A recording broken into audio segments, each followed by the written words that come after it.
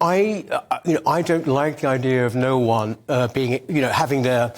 anybody having their right to strike taken away. Actually, I mean, I think it's sort of one of our basic liberties. Actually, I know that's not a popular view amongst many people now.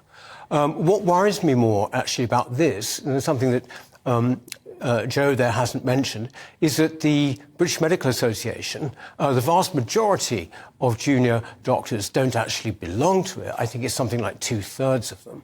And although they did have that vote in favour of strike action, the BMA itself seems to have been infiltrated by some quite hard left groups. So in other words, it would appear to be more of a wide ideological battle, which I'm entirely against. So the government should certainly stay firm against that.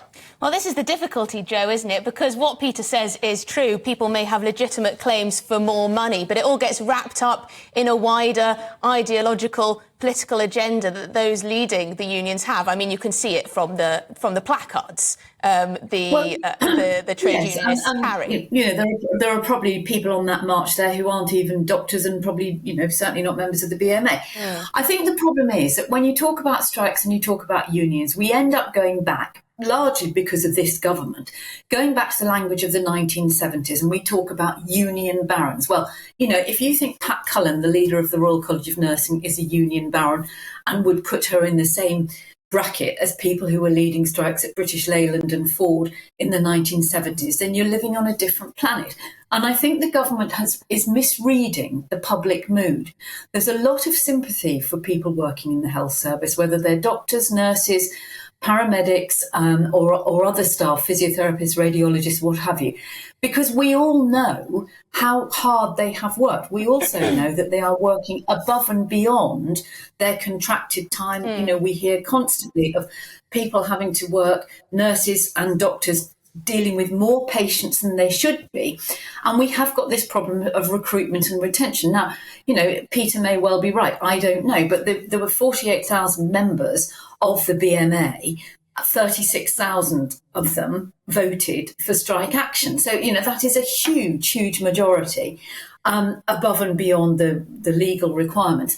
There may be others. I mean, I know certainly with the ambulance crews, where the GMB, for instance, haven't had enough, they're not going out on strike. But you have this ridiculous thing that if you're a member of a union that doesn't reach the required number of votes, you can't go on strike. If you're not a member of a union, you can go on strike.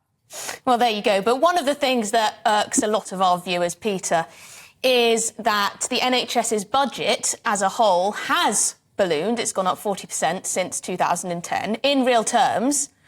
But wages haven't. What's going wrong there? Are we spending too much on the wrong things? You've got diversity officers. They're often in the media for the six-figure salaries they get. Is it a question of resources being spent wisely? No, I think this is actually it's interesting. Jo says there that there's great public support for the strike. Yes, I would say that that might be overstating it slightly, but there's certainly support there for it. But what I certainly have sensed is that people do now understand and realise that there is something very basic now about how the NHS is organised that has to be dealt with. It has to be reformed in some way. Always what's happened before is that people have said, oh, well, you just want to privatise it. We're past that kind of argument now. I think that there is the realisation that it's not just a case that you can just keep on increasing the amounts of money given to the NHS.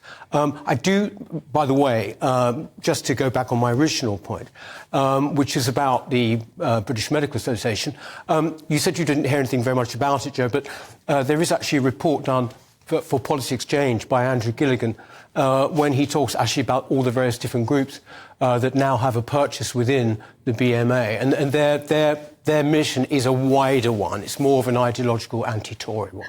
Yeah, but they're still doctors, Peter. It's not like, they're just joining up. They're not, Jeremy Corbyn followers who have just joined a union. They are still doctors. They are still working within the health service. Now, their political views might be much different to other members of the same union, but you can't say that their concerns and their worries are not as valid as their colleagues because they're all working alongside each other, dealing with patients.